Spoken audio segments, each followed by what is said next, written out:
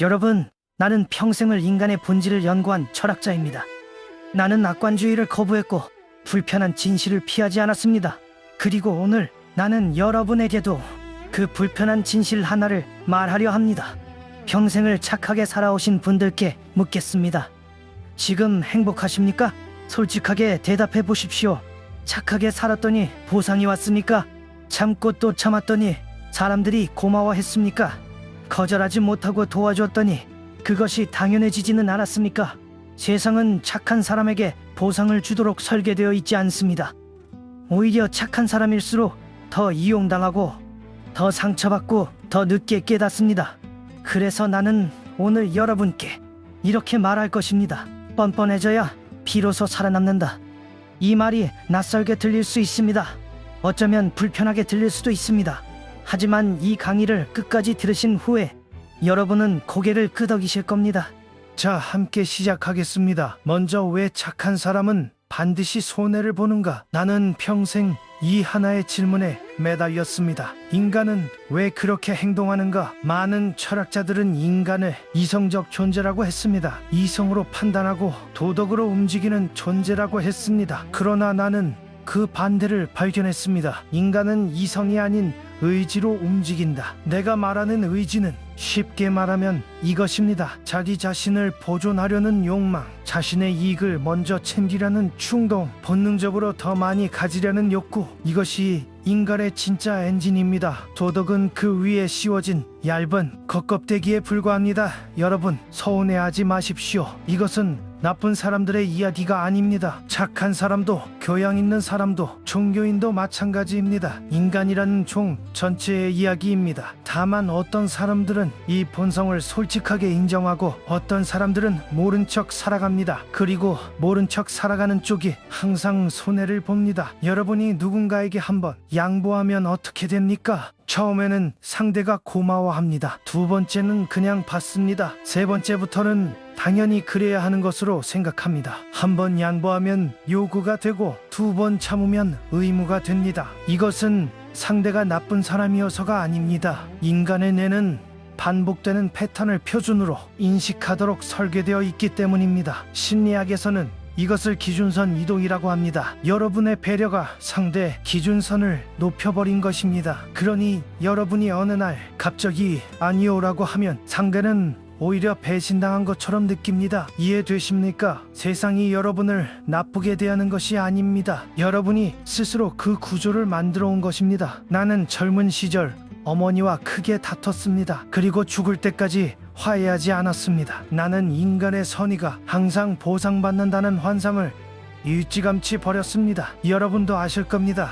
열심히 봉사했는데 돌아온 것은 뒷말이었고 정성껏 도와줬는데 돌아온 것은 당연한 요구였으며 평생 희생했는데 돌아온 것은 섭섭함이었습니다. 선의는 덕목이다. 그러나 선의만으로는 부족하다. 지혜가 함께해야 한다. 착하게 사는 것 그 자체는 아름다운 일입니다. 하지만 그것이 지혜 없는 착함이라면 결국 자신을 소진시키는 일이 됩니다. 착함과 약함은 완전히 다른 것이다. 많은 분들이 이 두 가지를 혼동합니다. 착한 것과 약한 것. 착함은 내가 원해서 선택하는 것입니다. 약함은 두려워서 혹은 습관이 되어서 피하지 못하는 것입니다. 착함은 선택입니다. 약함은 습관입니다. 여러분이 지금 참고 있는 것이 있다면 스스로에게 물어보십시오. 나는 진심으로 원해서 이것을 하고 있는가? 아니면 거절했을 때의 결과가 두려워서 하고 있는가? 후자라면 그것은 착함이 아닙니다. 그것은 두려움에 의한 굴복입니다. 착함으로 포장된 약함에는 세 가지 얼굴이 있습니다. 첫 번째는 갈등 회피입니다. 싸우는 것이 싫어서 그냥 내가 양보합니다. 하지만 이것은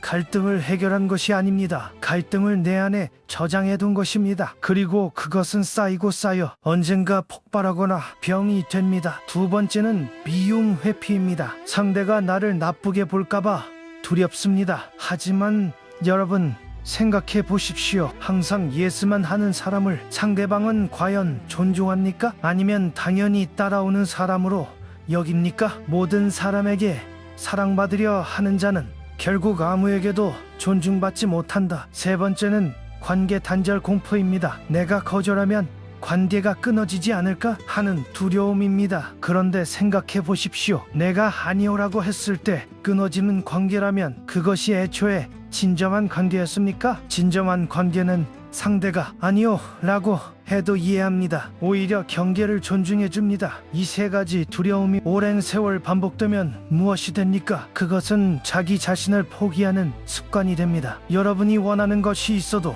말하지 않습니다. 불편한 것이 있어도 표현하지 않습니다. 결국 자신이 무엇을 원하는지조차 잊어버리게 됩니다. 그것은 미덕이 아닙니다. 그것은 자기 상실입니다. 남을 위해 자신을 지운 삶은 결국 자신도 남도 구하지 못한다. 인간관계의 냉혹한 본질을 직시하라. 나는 인간관계를 이렇게 정의했습니다. 인간관계는 서로의 필요가 만나는 지점이다. 이 말이 차갑게 들릴 수 있습니다. 그럼 모든 관계가 이해타산이라는 말인가? 그렇게 생각하실 수 있습니다. 하지만 이것은 비판이 아닙니다. 관찰입니다. 사람들이 여러분 곁에 있는 이유를 생각해 보십시오. 필요하기 때문에, 편하기 때문에, 무언가 얻을 수 있기 때문에. 이것이 나쁜 것이 아닙니다. 여러분도 마찬가지이기 때문입니다. 우리는 모두 서로에게 무언가를 기대하며 관계를 맺습니다. 문제는 이 균형이 깨질 때 발생합니다. 한쪽이 계속 주기만 하고 다른 쪽이 계속 받기만 한다면 주는 쪽은 점점 지쳐갑니다. 받는 쪽은 점점 당연하게 여깁니다. 결국 주는 쪽이 먼저 그 관계에서 상처를 받습니다. 계속 주기만 하는 관계는 결국 이용당하는 관계가 됩니다. 이것은 상대방이 나쁜 사람이어서가 아닙니다. 구조 자체가 그렇게 됩니다. 물이 높은 곳에서 낮은 곳으로 흐르듯 에너지는 주는 쪽에서 받는 쪽으로 흐르는 법입니다. 여러분이 불편하게 느끼실 수 있는 이야기를 하겠습니다. 모든 인간관계에는 권력 관계가 존재합니다. 권력이라고 해서 거창한 것이 아닙니다. 단순히 누가 더 필요로 하느냐의 문제입니다. 더 필요로 하는 쪽이 더 약한 위치에 서게 됩니다. 덜 필요로 하는 쪽이 더 강한 위치에 서게 됩니다. 필요로 하는 자는 항상 불리한 위치에 서게 된다. 그래서 나는 이렇게 말합니다. 관계에서 지나치게 의존하지 마십시오. 자신의 독립성을 유지하십시오. 상대가 없어도 살 수 있다는 자세를 가지십시오. 그것이 역설적으로 더 좋은 관계를 만드는 길입니다. 인생의 후반전에 접어드신 여러분에게 한 가지 과제를 드립니다. 지금 여러분 주변의 관계들을 한번 돌아보십시오. 이 관계에서 나는 무엇을 얻고 있는가? 이 관계에서 나는 무엇을 소모하고 있는가? 이 관계가 나를 성장시키는가? 아니면 소진시키는가? 소진시키는 관계는 줄여야 합니다. 성장시키는 관계는 깊게 가꾸어야 합니다. 이것이 냉정한 이야기처럼 들릴 수 있습니다. 하지만 이것이야말로 남은 시간을 귀하게 쓰는 지혜입니다. 뻔뻔함이란 무엇인가? 철학적 재정의를 하고 가겠습니다. 자, 이제 핵심으로 들어가겠습니다. 뻔뻔해져야 한다 라는 말을 들으면 많은 분들이 이렇게 생각하십니다. 그게 무례한 사람이 되라는 말인가? 이기적으로 살라는 말인가? 다른 사람을 무시하라는 말인가? 아닙니다. 그것은 뻔뻔함이 아닙니다. 그것은 그냥 버릇없는 것입니다. 내가 말하는 뻔뻔함은 자기 경계를 지키는 용기입니다. 경계란 내가 받아들일 수 있는 것과 받아들일 수 없는 것의 선입니다. 이 선은 나쁜 것이 아닙니다. 이 선이 있어야 내가 존재합니다. 이 선이 없으면 나는 상대에 의해 끊임없이 재정의 됩니다. 경계가 없는 사람은 자아가 없는 사람이다. 여러분의 경계는 소중한 것입니다. 그것을 지키는 것이 뻔뻔한 것이 아니라 그것을 지키지 못하는 것이 문제인 것입니다. 아니오는 단순한 거절이 아닙니다. 아니오는 나는 나 자신의 주인이다. 나는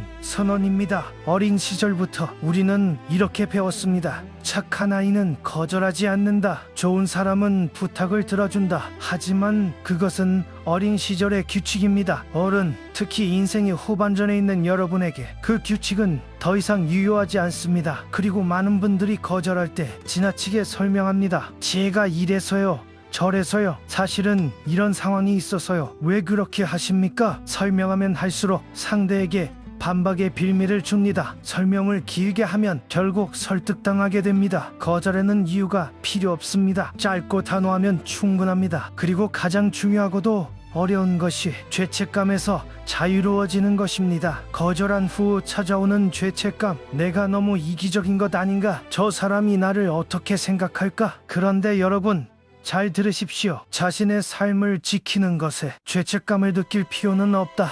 비행기에서 비상시 어떻게 안내합니까? 먼저 자신의 산소 마스크를 착용하고 그 다음 옆 사람을 도우십시오. 자신이 쓰러지면 아무도 도울 수 없습니다. 자신을 지키는 것이 결국 다른 사람을 더 잘 도울 수 있는 토대가 됩니다. 고대 그리스 철학자 에픽테토스는 말했습니다. 내 것과 내 것이 아닌 것을 구별하라. 내 것은 지키고 내 것이 아닌 것에 집착하지 마라. 나 쇼펜하우어도 같은 맥락에서 이야기합니다. 자신의 의지를 알고 그것을 지키는 것은 철학적 덕목입니다. 남의 의지에 끌려다니는 것은 자신의 철학이 없는 것입니다. 그래서 뻔뻔함, 즉 자기 경계를 지키는 것은 단순한 생존 기술이 아니라 철학적 삶의 태도입니다. 실제 삶 속 이야기를 통해 알아보겠습니다. 이제 이론을 잠시 내려놓고 실제 이야기를 해보겠습니다. 여러분이 어디선가 한 번쯤 보셨거나 혹은 여러분 자신의 이야기일 수도 있습니다. 첫 번째 이야기, 평생 희생한 어머니. 한 어머니가 있었습니다. 자식들을 위해 평생을 살았습니다. 젊었을 때 하고 싶었던 일도 참았고 아프다는 말도 하지 않았고 자식이 부탁하면 무엇이든 해주었습니다. 그런데 자식들이 자라고 독립하자 어떻게 됐습니까? 명절에 잘 오지 않습니다. 전화가 뜸해집니다. 어머니가 필요할 때 바쁘다고 합니다. 그리고 어머니가 조심스럽게 서운함을 표현하면 자식은 이렇게 말합니다. 그건 당연한 거 아니야. 엄마가 원해서 한 거잖아. 이 어머니의 문제는 무엇입니까? 나쁜 자식을 두었기 때문이 아닙니다. 처음부터 기준을 세우지 않았기 때문입니다. 경계 없이 주기만 했기 때문에 자식은 그것을 어머니의 역할만으로 인식하게 된 것입니다. 두 번째 이야기, 직장에서 착한 사람. 직장에서 항상 먼저 나서서 일했습니다. 동료가 부탁하면 거절하지 않았고 상사가 야근을 요구하면 언제나 응했습니다. 그 결과는 어떻게 됐습니까? 그분에게는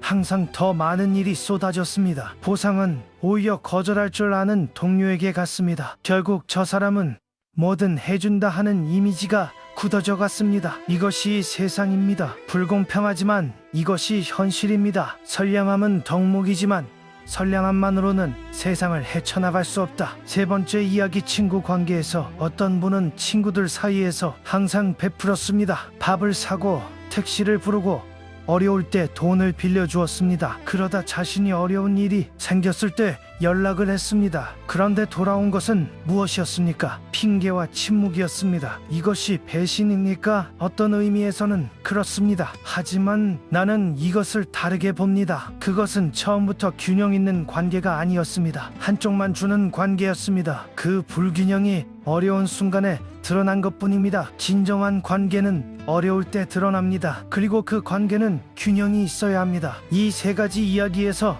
공통점이 있습니다. 처음부터 기준이 없었다는 것입니다. 처음부터 자신의 한계를 알리지 않았습니다. 처음부터 아니오를 연습하지 않았습니다. 처음부터 균형을 요구하지 않았습니다. 그리고 나중에 바꾸려 하면 상대는 당황하고 때로는 화를 냅니다. 왜냐하면 이미 기준선이 바뀌어 있기 때문입니다. 처음부터 올바른 기준을 세우는 것이 나중에 관계를 회복하는 것보다 훨씬 쉽다. 뻔뻔함의 기술 3가지 실천법. 자, 이제 어떻게의 문제입니다. 뻔뻔해져야 한다는 것은 이제 알겠는데 평생 그렇게 살지 않은 분들에게 하루아침에 바뀌라는 것은 무리입니다. 그래서 나는 3가지 구체적인 방법을 알려드리겠습니다. 첫 번째 기술, 즉답하지 마라. 부탁을 받으면 바로 내라고 하지 마십시오. 우리의 뇌는 즉각적인 압박을 받으면 예스, 로 반응하도록 훈련되어 있습니다. 사회적 압력, 상대방의 기대, 그 자리의 분위기, 이 모든 것이 우리를 즉시 동의하게 만듭니다. 그것을 끊어내십시오. 부탁을 받으면 이렇게 말하십시오. 생각해 볼게요. 지금 당장은 결정하기 어렵습니다. 내일 답을 드려도 될까요? 이 한마디가 여러분을 구합니다. 자리를 벗어나 혼자 생각해보면 사실 하고 싶지 않았다 라는 것을 깨닫게 됩니다. 그러면 그때 정중하게 거절하면 됩니다. 두 번째 기술, 설명하지 마라. 거절할 때 많은 분들이 이렇게 하십니다. 제가 이번에는 이래서요. 사실 며칠 전부터 이런 일이 있었고요. 다음에는 꼭 도와드리고 싶은데, 이렇게 길게 설명하면 어떻게 됩니까? 상대방은 그 설명 속에서 틈을 찾습니다.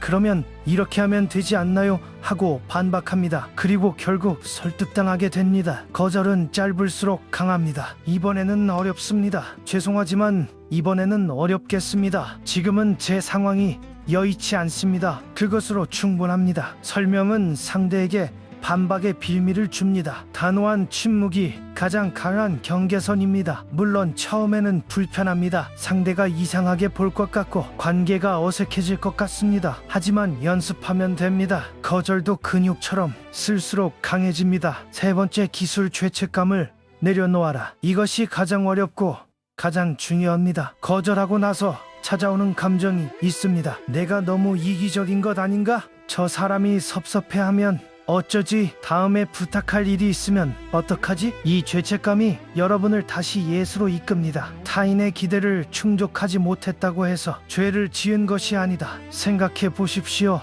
여러분이 노라고 했을 때 화를 내는 사람은 어떤 사람입니까? 그 사람은 여러분이 항상 예스라고 해왔기 때문에 그것을 당연한 것으로 여겼던 사람입니다. 즉, 여러분을 존중하지 않은 사람입니다. 반대로 여러분이 노라고 해도 이해하는 사람, 그 사람이 진정한 관계입니다. 여러분, 죄책감을 느끼지 않아도 됩니다. 여러분은 지금 처음으로 자신의 편이 되고 있는 것입니다. 이제 인생의 후반전에 있는 분들을 위한 이야기입니다. 젊었을 때는 실수해도 회복할 시간이 있습니다. 잘못된 관계도 잘못된 선택도 시간이 지나면 만회가 됩니다. 그러나 지금은 다릅니다. 이제 남은 시간은 유한합니다. 그리고 그것은 귀한 자원입니다. 젊었을 때 낭비할 수 있었던 것들이 있습니다. 돈은 다시 벌 수 있고, 직장은 다시 구할 수 있고, 관계는 다시 만들 수 있습니다. 하지만 시간은 다릅니다. 흘러간 하루는 절대 돌아오지 않습니다. 그래서 더욱더 선택적으로 살아야 합니다. 또 하나, 노년에는 에너지도 한정됩니다. 젊을 때는 원하지 않는 일을 하더라도 여전히 자신이 하고 싶은 일을 할 에너지가 남아 있었습니다. 하지만 지금은 다릅니다. 원하지 않는 일에 에너지를 쓰면 진짜 중요한 것에 쓸 에너지가 없어집니다. 남은 에너지를 소중히 하라. 그것은 이제 당신의 가장 귀한 자산이다. 나이가 들수록 관계도 정제되어야 합니다. 젊을 때는 넓은 인간관계가 도움이 됩니다. 다양한 사람들을 만나고 많은 경험을 하는 것이 중요합니다. 하지만 인생의 후반전에서는 다릅니다. 깊은 몇 개의 관계가 넓은 100개의 관계보다 낫습니다. 진심으로 나를 이해하는 한 사람이 형식적인 10명보다 낫습니다. 나를 소진시키는 관계는 이제 놓아주어야 합니다. 이것이 냉정한 것이 아닙니다. 이것이 성숙한 것입니다. 마지막으로, 노년의 뻔뻔함이 특히 중요한 이유가 하나 더 있습니다. 세상은 종종 나이 든 사람을 만만하게 봅니다. 이제 나이도 드셨으니 이 정도는 참으셔야지. 연세가 있으시니 이런 건 잘 모르시겠죠. 어르신이 뭘 그런 것에 나서세요. 이런 말을 들으셨을 때 여러분은 어떻게 하셨습니까? 참으셨습니까? 웃고 넘기셨습니까? 이제 그러지 마십시오. 여러분의 존엄은 나이와 무관합니다. 나이 드신 것은 부끄러운 것이 아닙니다. 그것은 오랜 세월을 살아온 증거이고 수많은 경험을 쌓아온 훈장입니다. 여러분은 충분히 자신의 의견을 말할 자격이 있습니다. 충분히 존중받을 자격이 있습니다. 그리고 그 자격을 지키는 것, 그것이 바로 뻔뻔함입니다. 결국 중요한 것은 나를 지키는 삶이다. 저는 평생을 고독하게 살았습니다. 많은 사람들과 어울리지 않았습니다. 사교계에 나가지 않았고 세상의 기대에 맞추려 하지 않았습니다. 사람들은 나를 괴팍하다고 했습니다. 사회성이 없다고 했습니다. 외롭게 산다고 측은히 여겼습니다. 하지만 나는 말합니다. 고독을 선택한 것은 나 자신입니다. 그리고 그 선택이 나를 자유롭게 했습니다. 나는 내가 쓰고 싶은 것을 썼습니다. 내가 생각하고 싶은 것을 생각했습니다. 내가 사랑하는 것, 반려견과 함께 산책하는 소박한 일상을 즐겼습니다. 남의 기대에 맞추느라 시간을 낭비하지 않았습니다. 여러분에게도 말씀드립니다. 여러분은 모든 사람에게 좋은 사람일 필요가 없습니다. 몇 사람에게 진실한 사람이면 충분합니다. 한 사람에게 진심을 다하는 것이 100사람에게 형식적인 것보다 낫습니다. 나를 이해하는 사람 하나가 나를 이용하는 10명보다 귀합니다. 관계의 수보다 관계의 질이 중요합니다. 그리고 무엇보다 중요한 것이 있습니다. 자기 자신에게 정직하십시오. 지금 하고 싶은 것이 있습니까? 지금 그만두고 싶은 것이 있습니까? 지금 말하고 싶은 것이 있습니까? 그것을 억누르지 마십시오. 그것을 들여다보십시오. 그리고 천천히 용기를 내어 표현하십시오. 자신에게 정직한 사람만이 진정으로 자유롭다. 지금 이 순간부터 여러분은 스스로에게 이렇게 선언할 수 있습니다. 나는 이제 나 자신의 편이 되겠습니다. 나는 이제 아니오라고 말할 수 있는 사람이 되겠습니다. 나는 이제 나를 소진시키는 것에 더 이상 에너지를 쓰지 않겠습니다. 이것이 이기적인 것이 아닙니다. 이것이 지혜로운 것입니다. 이것이 철학적인 삶입니다. 자, 오늘 긴 시간을 함께 해주셨습니다. 고맙습니다. 오늘 우리가 함께 나눈 이야기를 정리해 보겠습니다. 착함과 약함은 다릅니다. 자신의 경계를 지키는 것은 무례함이 아닙니다. 인간관계의 본질을 직시하고 균형 있는 관계를 만들어가야 합니다. 뻔뻔함은 이기심이 아닙니다. 그것은 자기 경계를 지키는 철학적 용기입니다. 즉답하지 말고 설명하지 말고 죄책감을 내려놓으십시오. 남은 시간과 에너지를 선택적으로 가치 있는 곳에 쓰십시오. 그리고 마지막으로 오늘의 한 문장을 드리겠습니다. 타인의 기대에 맞추며 사는 삶은 결국 자신을 잃는 과정이다. 조금은 뻔뻔해지십시오. 그것은 이기적인 선택이 아닙니다. 그것은 자신을 지키는 지혜입니다. 그것은 철학적인 삶의 태도입니다. 그리고 무엇보다 그것은 여러분이 이제 충분히 할 수 있는 일입니다. 오늘도 채널을 찾아주신 여러분, 인생 후반전 삶의 지혜와 함께 해주셔서 고맙습니다. 구독과 좋아요는 이 채널이 더 많은 분들에게 닿을 수 있도록 도와줍니다. 다음 강의에서 또 만나 뵙겠습니다. 감사합니다.